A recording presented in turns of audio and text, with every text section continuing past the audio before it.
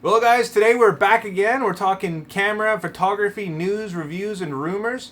So we've got lots of stuff this month. We've got eye autofocus, we've got camera body rumors, we've got tons of lenses coming out of the woodwork, and we're gonna break them down and see what we've got. Let's go.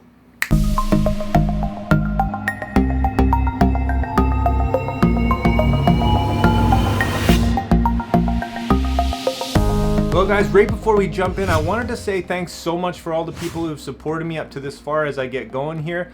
I'm a relatively new channel, of course, if you didn't know. And if you have subscribed, thanks so much. If you haven't, consider hitting that like and subscribe button. And to say thank you, I'm going to be giving away one of my limited edition prints. And all I ask is that you hit that subscribe button for a chance to win. So let's dive in.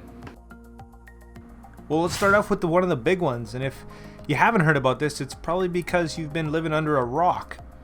The Sony A7 III brought out their 3.0 firmware with their eye autofocus update, including the Animal AF, which is pretty awesome. And if you've seen my other videos, I cover it pretty extensively so far in the first couple weeks here. And big props to Canon for actually following suit and releasing a Sony-like I AF for their EOS R, apparently even working in servo movie mode. This is awesome for Canon shooters. And now that the playing field is a bit more level, we can concentrate on the newer technologies. Who's going to be the first one to make that next step? We've been seeing a lot of really fast manual focus lenses pour onto the market from various manufacturers, Sony E-mount and more, which is pretty exciting if you're into the manual focus thing. I don't really get it because I like to utilize all the technology that we're getting given by these amazing cameras. Also, make sure you keep an eye out for announcements from Samyang and Yongnuo and a lot of these other manufacturers that are getting on board. If you're jumping ship or you're already a Sony shooter, check out for a lot of crazy deals this month which you don't typically see on lenses, cameras, and everything Sony. And being a macro lover, this thing caught my eye right away.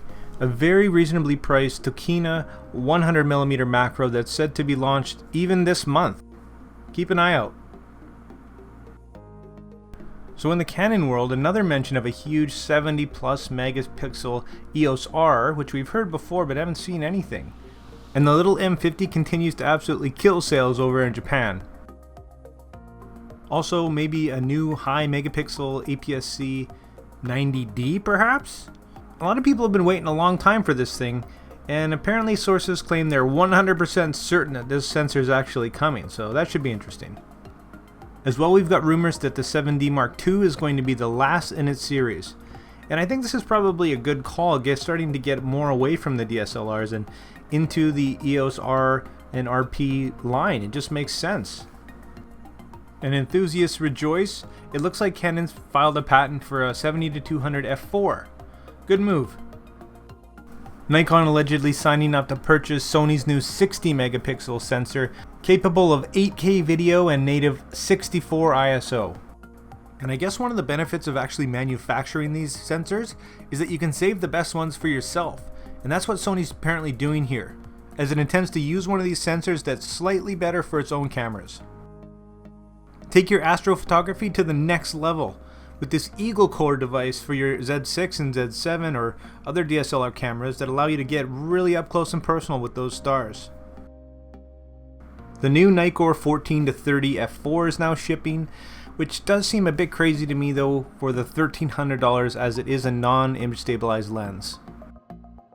Here's some interesting stats from the winning World Press Photo Competition this year in 2019. A huge majority, over 70%, were still shot with DSLRs. Only 4.4% were mirrorless cameras, and Canon and Nikon continue to lead in the brand category used. Also bad news for Canon as it lowers its profit forecast by 20% due to shrinking camera sales in 2019. What does this mean for us as consumers? Is it going to be cheaper gear or less gear produced so higher prices? What do you think? Keep an eye out this month for Sony's A9 at $1,000 off. Just in time for its new 5.0 firmware update, this camera is incredible and better than ever.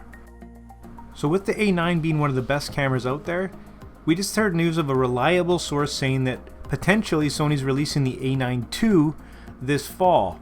And I don't really understand that thought process because it's simply not needed, especially with all these updates right now. Why would they not wait? Nothing rivals this camera. But if it is true, they're saying that it's going to be a revolution. Also, still no official word on one of the year's most anticipated cameras, the Sony A7S III, which has been promised to exceed expectations. And finally, meet the Rx0ii Mark II, Sony's smallest digital camera, which has some pretty interesting features, but basically it's a better, more expensive GoPro. Keep an eye out for that one. And a few other odds and ends here and there, but nothing really groundbreaking this month. My favorite being the A7 III firmware. Well guys, that's going to be it for this one. Hope you liked it, and if you did, consider hitting that like and subscribe button. Drop your questions and comments down below, and I'll leave the links to all this stuff in the description if you want to check it out in more detail.